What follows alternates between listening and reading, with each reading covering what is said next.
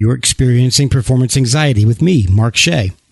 This week, we feature legendary producer Bob Rock. And by we, I mean me and my special co-host, Jordon Zadorozny from Blink of the Star. Bob has produced albums for everyone from Metallica and Motley Crue to Sarah McLachlan and Michael Buble. Jordon and I discuss his transition from music to producer with him. We get some great untold stories and some behind-the-scene moments from Bob. And we also talk about how his job as a producer has changed throughout the years. Here's Bob Rock. Hi, this is Bob Rock. I make records. This is performance anxiety, I think. Great guys. Cheers. That's it.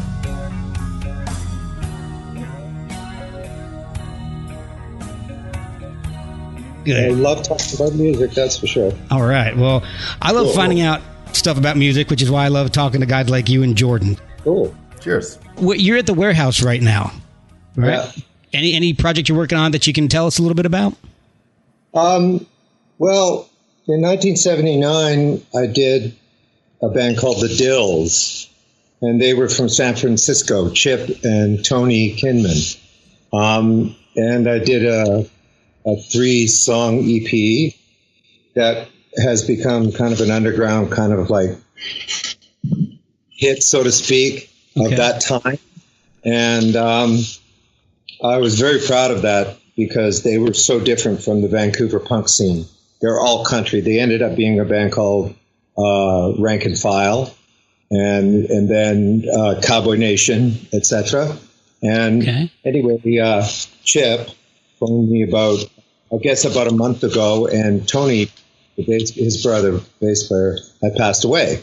Oh. And so he said he wanted to re-record one of the songs with a guy named Mac, kind of a country singer from back east, and wanted to do that for Tony's wife, just to try and get her some money. Oh, okay. So when Chip called me, and I had to come and do a bit of work here, so we lined it up, and we ended up cutting the song with the original drummer that played on it, Ziggy. No, not Ziggy. Zippy Pinhead, sorry.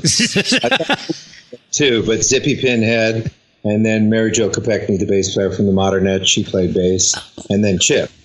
Oh. So, and Mac. So it was kind of going back in time, and some people from the Pointed Sticks and other bands came, and we all sang, blah, blah, blah. It was really cool. Mary Jo Kopechne.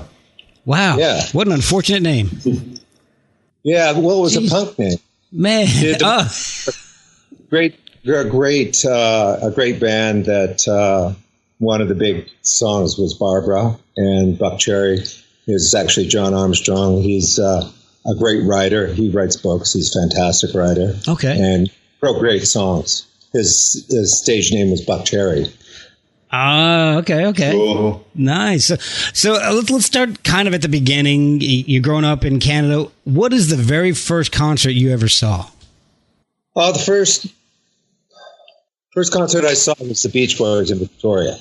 Oh, wow. Man, so surf music in Canada. What year was that?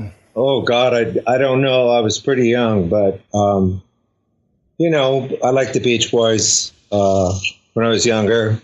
And Dennis Wilson was playing drums, the one that I saw. Oh, wow. He didn't play very long after that. Yeah.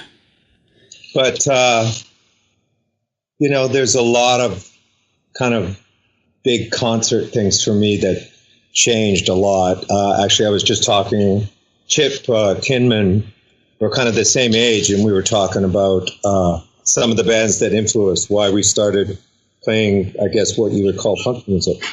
I was in bands, blues bands with Paul Hyde when we were growing up. We loved English, what I call English blues.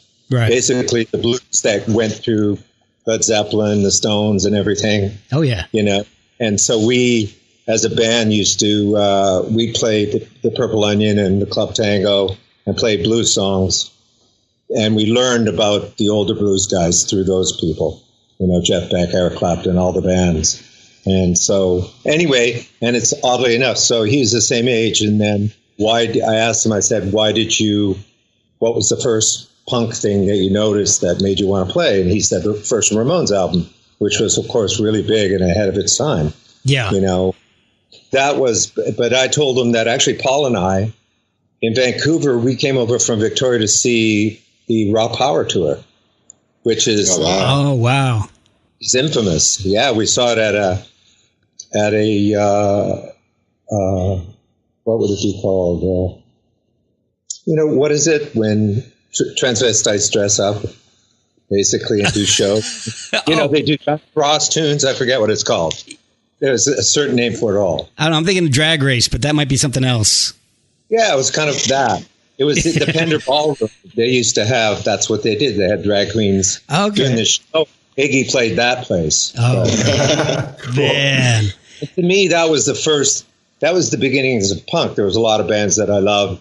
And he was saying this, we had the same influences, like coming out of Bowie and the New York Dolls and all those kind of bands led into basically the beginnings of punk.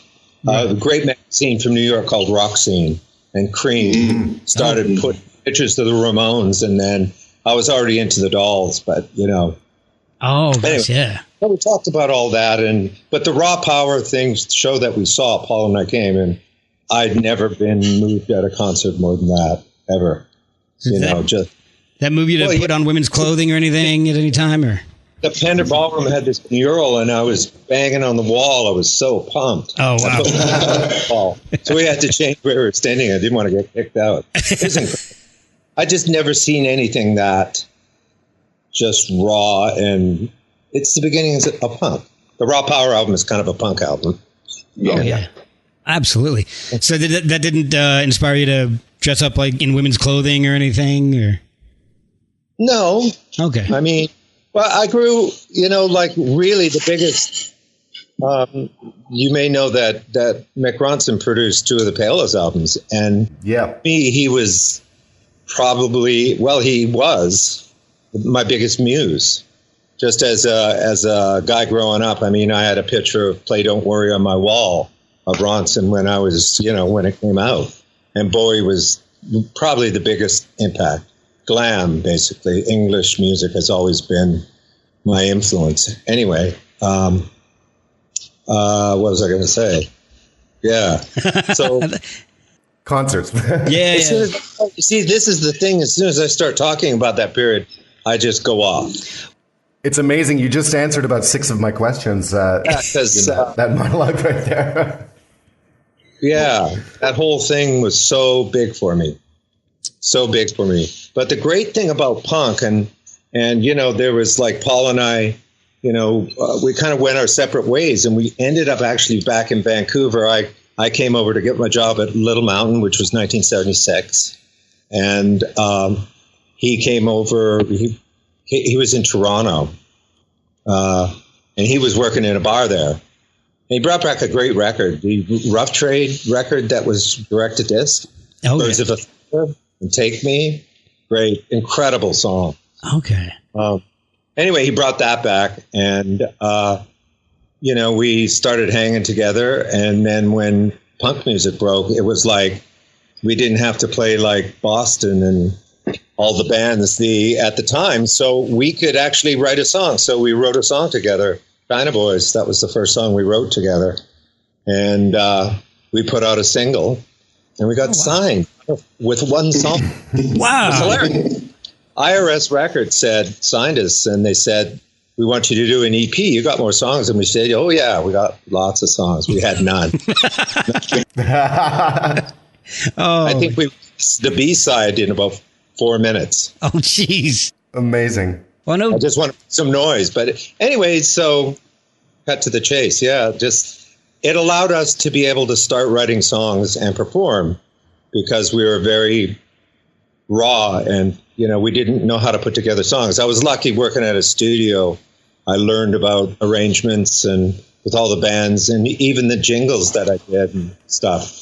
You just learn about music and how to arrange things and put things in place. So everything just kind of full-necked, What got you through the door coming into the studio in 1976? Like, Did you take some training and?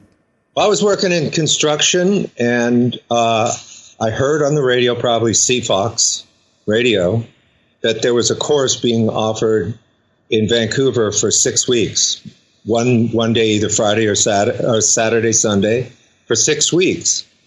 And I just heard that. It was perfect for me. I just went, I asked my parents, could I go to this school? And they said, yeah, and they paid for it.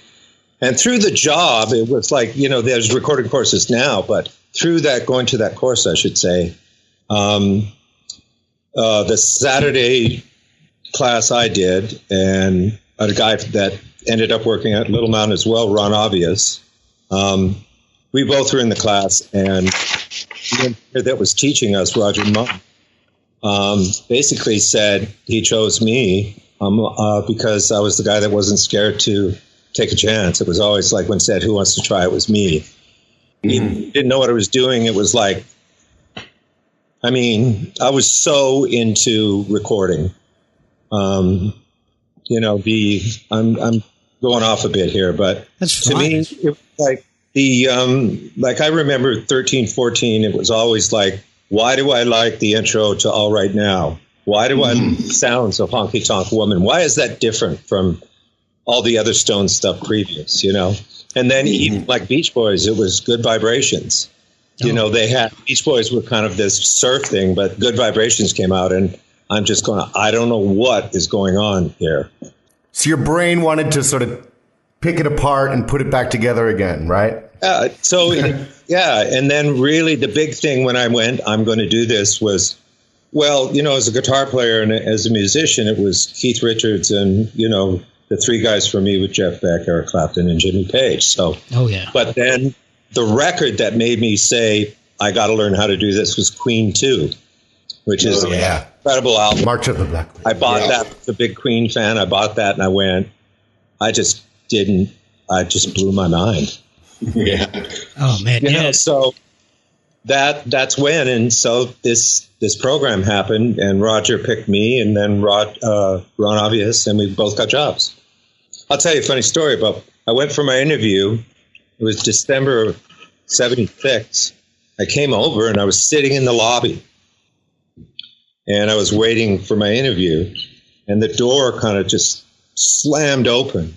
And this big tall guy with a beard had like a big fur coat on, kind of like a pimp coat, right? And he just barged in the door and went back to the studio. And I was like, oh my God, who is that? And the receptionist said, that's Bruce Allen. So the day I got my job is the guy that has managed me for 40 years. Wow. Amazing. That's so cool. Yeah, it is pretty amazing. It was serendipitous, definitely. So, and he was going in to see BTO that were there. I'll tell you another thing about the studios. When I was worked in a cardboard box factory, Paul and I, because we couldn't get jobs out on the West Coast. And I phoned up a recording studio in Winnipeg, and I went, they said, you can come down and maybe we'll show you. I got there at about 10 o'clock in the morning, and I stayed till 8 o'clock at night in the lobby, and I never got to see the studio. They wouldn't let me in the studio. Wow. I waited for what's that? Almost 16 hours. And I was here in the, and they would not let me, not show me the studio. But that just it was more of a mystery by that experience. It was just like, I got to get into a studio. So that was even more motivation for you then. Oh yeah. Oh man. It was really just like, fuck you. I'm going to do this. So at that time, you're recording and producing the Payolas. And did you do that out of necessity, or was it just to have control over the sound of the band? No, not at all. I mean, there's no method to the madness that happened. It's just, I got a job at Little Mountain. Paul ended up there. We were, I met Paul when we were 16. He came from England, so I had to get to know him because of the English thing with me. And we did love the same kind of music, blues and all the same bands and everything. We ended up both in Vancouver. And one of the things with, because I did starting out, you start doing tape copies, right? Okay. And just cleaning and setups and assistant. And then you kind of you start doing jingles. And jingles were, they were commercials, but it was like making a record every day, because when I started doing them, you made a 1 minute song, you recorded a live band, live singers. You did that all by 1 o'clock, and then you mixed it, and then it went out. Wow. And so even though it was mono, but, that's how I learned how to be an engineer. And then slowly when punk broke, none of the other studios in town wanted the punks, but we said, you'll take them. Half of them, and Ron obviously had half, and I got half, and that was really, the start of about production and engineering, making records. And that's how I got my first real gig with Bruce Fairbairn was, people were talking about what we had done, Ron and I, and I did a Prism album with Bruce, and then we started working together. So Bruce was the first mentor once you got in there, right? Well, yeah. I mean, I think what it was is that the other engineers were, that period of time in the late 70s, like, for instance, Little Mountain had nothing but Neumann mics. They had no dynamic microphones. I think an RE20.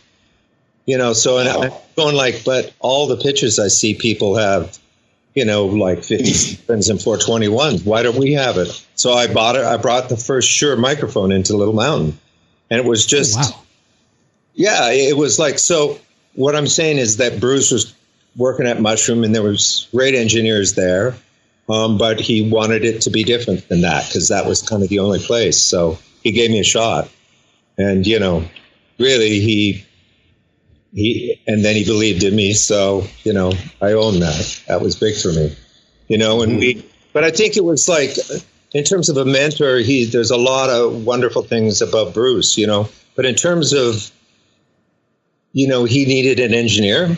He wasn't a sonic guy, so he needed an engineer, so he had to find somebody that could get his sounds right. And he wanted something different than what he was getting before.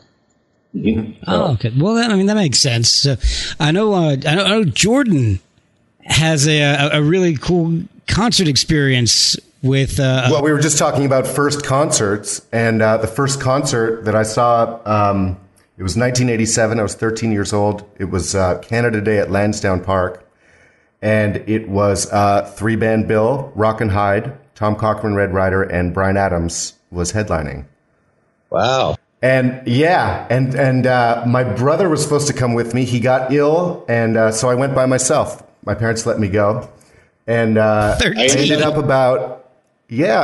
about 12 feet in front of you. So my first real sort of like impression of seeing rock happen in a proper context. I'd been to craft fairs and stuff, but was you. And I don't even remember what Paul Hyde was wearing, because there was something about you had a Telecaster, faded ripped jeans, white shirt opened generously to the chest, desert boots. There was something about you guys closed with Eyes of a Stranger and the telly, and I could hear the amp coming off the stage too, so it was really nice.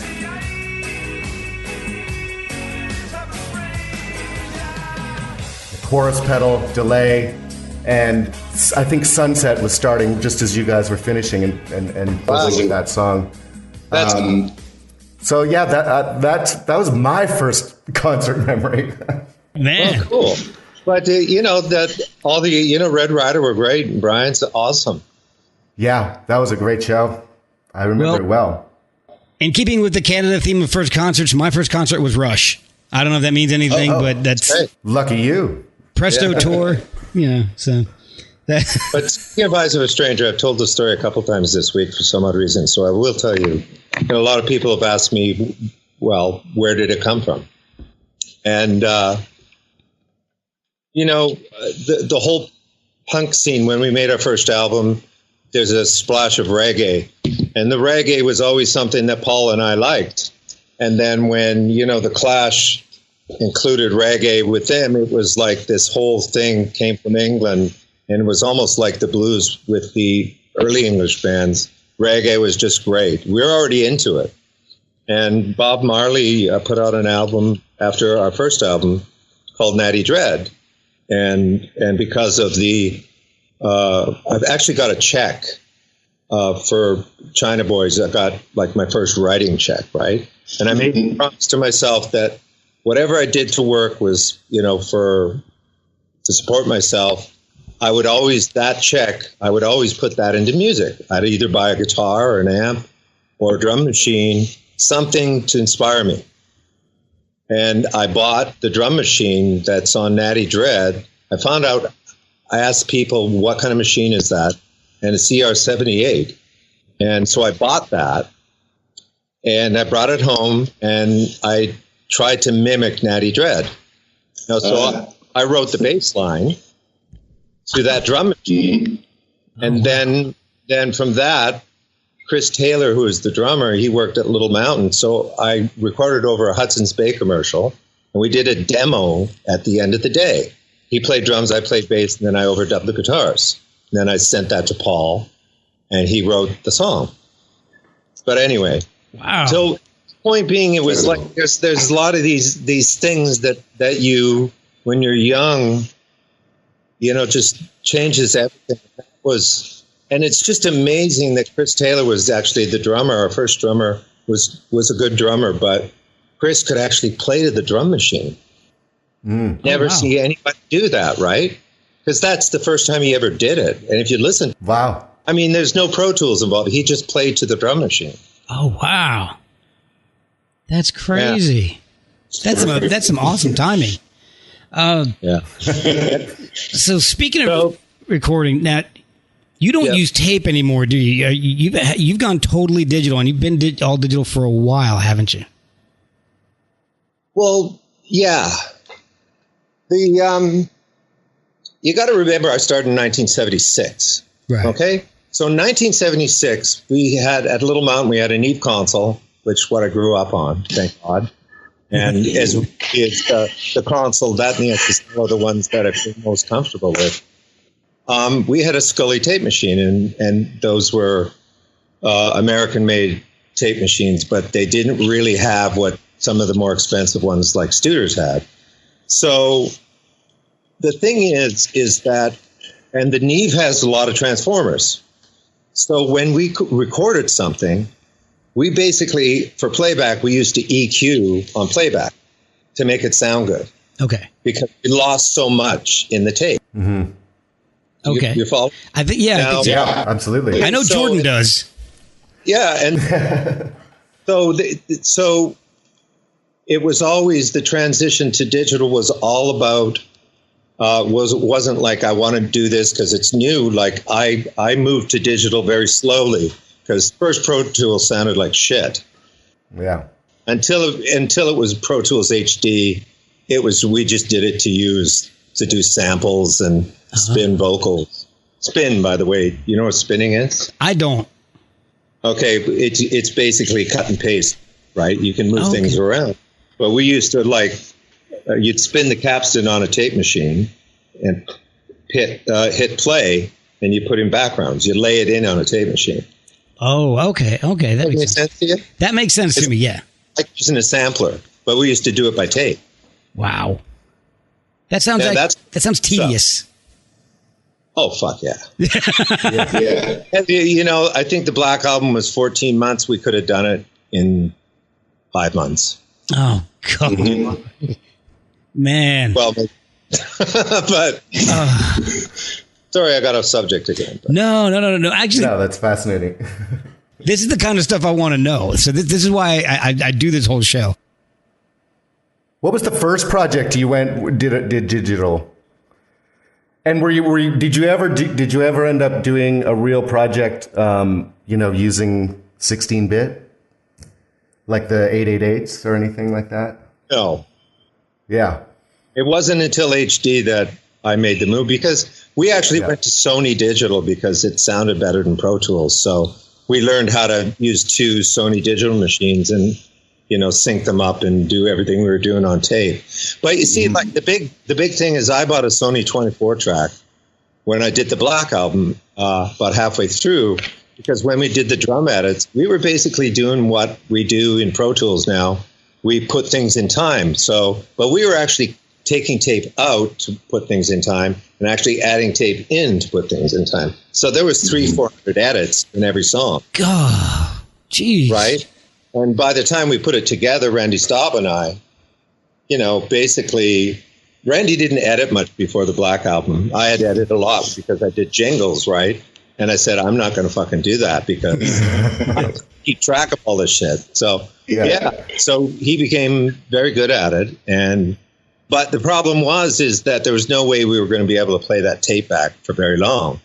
So instead of transferring it to analog, I bought a machine and we just put it on the 24 track. And from there it was like archived digitally. And it's not a digital tape machine.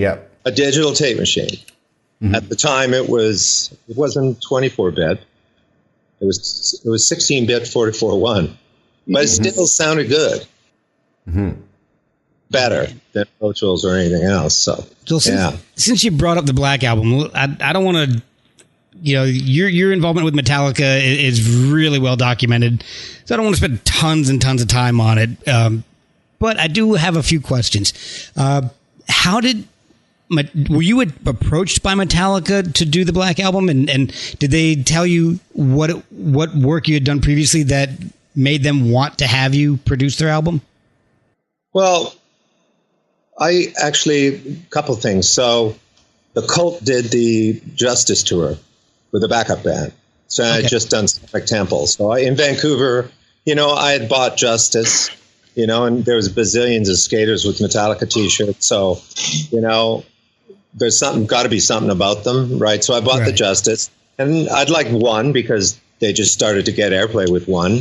And I went, okay, this is good, but there's no bottom. There's and then I went to see the Cult in Vancouver, and I stayed for Metallica.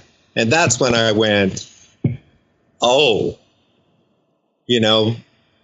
get it. And in other words, I got it there, but their records don't sound like they sound live. There was all this weight and everything. So I just put that in the back of my mind. So then after Sonic Temple, I did Dr. Feelgood. Right.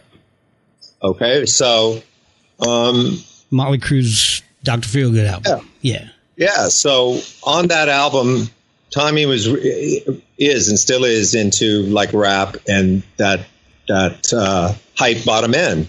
So really, it was a question of where I was sonically, and even as a producer, I was learning more about how to produce records, but really how to handle all the personalities and just general. There's a lot more to production than just music, to be quite honest. You got to handle the personalities. You got to handle the record company. You have to move it forward. There's all these other things that go along with it. So, but anyway, the thing is that what I found is guys that pushed me at that point. For one was Ian Astbury and Billy, but mainly Ian. Was on my case, right? Okay.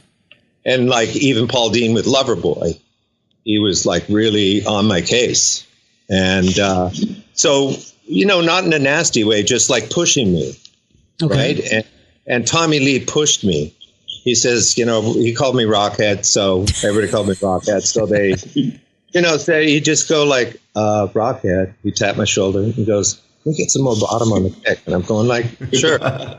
No, but I had to figure out how to do it so it sounded good. So at that time, we used to put drum samples from having a Linn drum machine that we like Prince did. You could put a dial on a Linn machine. You could dial all the samples down.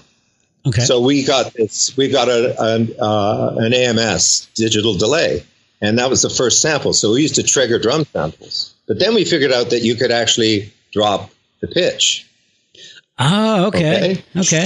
So I dropped the pitch on the kick and got subs that I could never get miking. Oh, wow. Okay. So that's part of the sound. The other thing is like, they didn't have like, what are called like the Yamaha speakers for subs on kick drums, right? And Tommy, he was kind of okay, but I had seen them. I went to see them live, and I sat on his drum kit. And it's literally, I hit the kick drum, and I thought my kidneys fell out.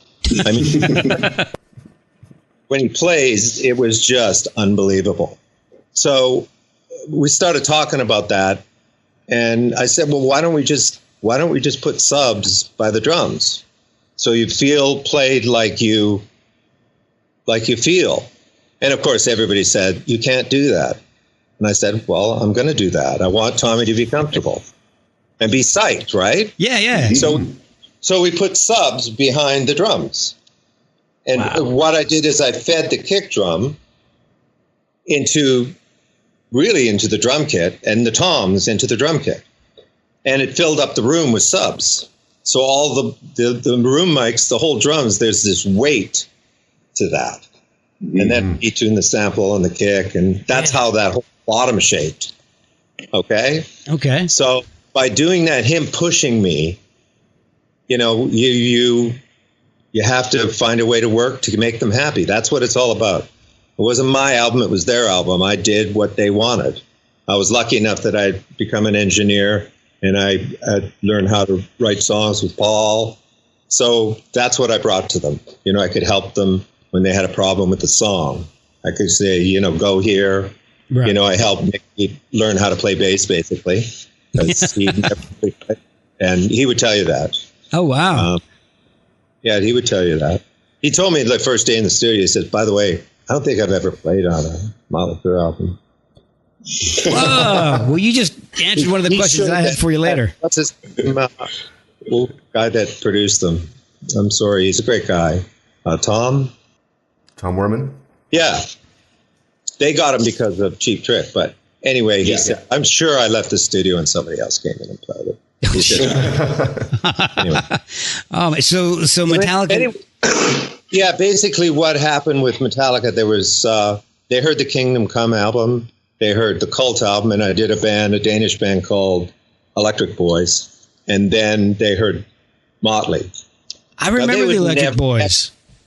Yeah, they would never, ever admit that they liked Motley, but they loved the way it sounded.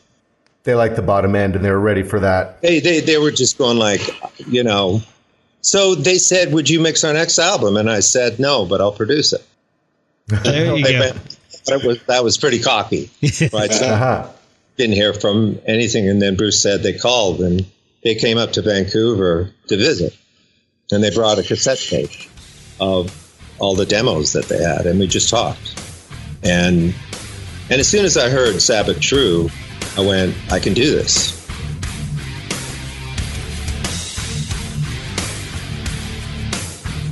I know what to do in my head, and it was different because, a lot of people about the Black Album, they think I changed them, but really I didn't. I just worked with them to get what they wanted. Right. So like Sabbath True was Sabbath True. They weren't finished, but the ideas were there. They slowed it down. They made it simple. Right. So they didn't know how to do that. They didn't know how to do that. So and the other thing, they never played in the room together. Oh, really? They recorded James to a click, and then Lars overdubbed to that, and then they did the vocals, and then they did the bass, and then Kirk came in the last 2 weeks and played the solos. So they never played in a studio together ever. Oh, wow. And I said, but that's how I make records. And I said, so if I'm doing this, you're all playing at the same time. They were so mad. Really? But it all works out, And you got to remember that, bands, when they start out, they, like most bands make like 2 albums. That's their whole experience in a studio. I probably made 25 albums, and they've made 4. It's not that doesn't make me wiser. It's just I've gone through the process, and they only knew I got to get this right. What's his name? Fleming Rasmussen? Yeah, Fleming. Yeah. They only knew Fleming. That's who they used. So the way he did records, that's how they did records. Do you follow me? Yeah. Yep. And I'll tell you about Sabbath True. This is funny. So we did pre-production. I was we rehearsed in the Bay Area. And, we're going through everything, and like Fairbairn, I put down the tempo, the key, now I don't use notes. I probably should, but anyway, so I'm going through, and I do the tempo, and because, I kind of showed them, I said, well, these songs sound great at one tempo. You could say, call it the pocket or whatever, but everything clicks at one tempo where, it's really important. That's where it feels the best. Okay. So I did that, but I also put down the key. So 6 songs in, it's E, E, E, E. And so I'm going I finally go so everything's in E. And I said, why is it all in E? James looked at me and he went, because it's the lowest note.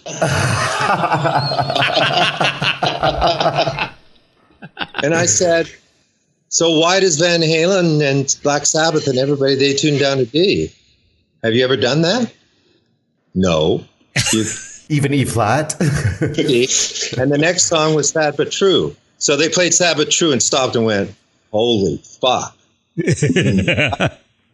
Fleming didn't figure that out. I was right. Luckily enough, I was just like, what? Right? Yeah. You laugh, but it's like this. No, it's a huge moment that was obvious to you, and they were mystified. Do you know who Steve Cropper is? I'm Steve Cropper? Yes. Oh, yeah. Guitar player, yeah. Yeah, so I played this.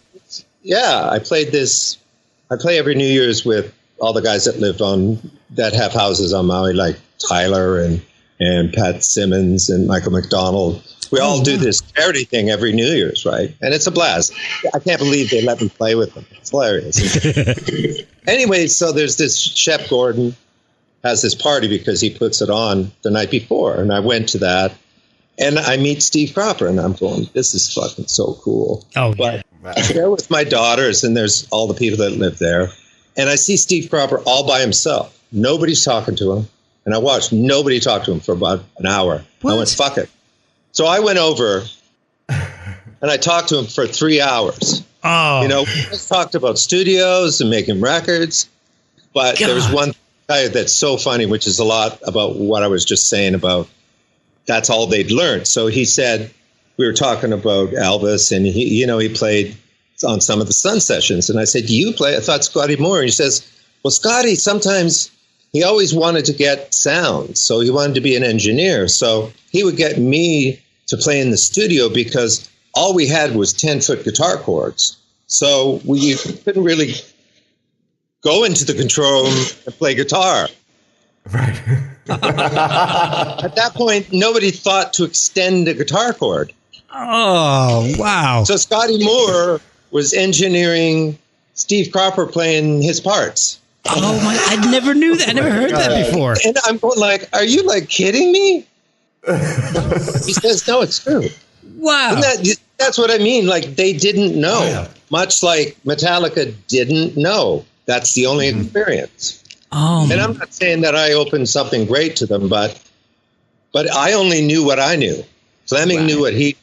That's what I knew. I knew that when what had worked for me. Well, if you go to Loverboy, there's only one guitar track on Loverboy. On Slippery When Wet, and it's only one guitar track. I got one guitar. Wow. And those guys taught me that you can, one guitar, couple keyboard parts, lead vocal, great song, great rhythm, done. Loverboy was 5 weeks, the 2 Loverboy albums, and Slippery was 6 weeks total. Really? Yeah. Wow. God, it's such a composed album. It sounds like it would have taken as long as a Metallica album took.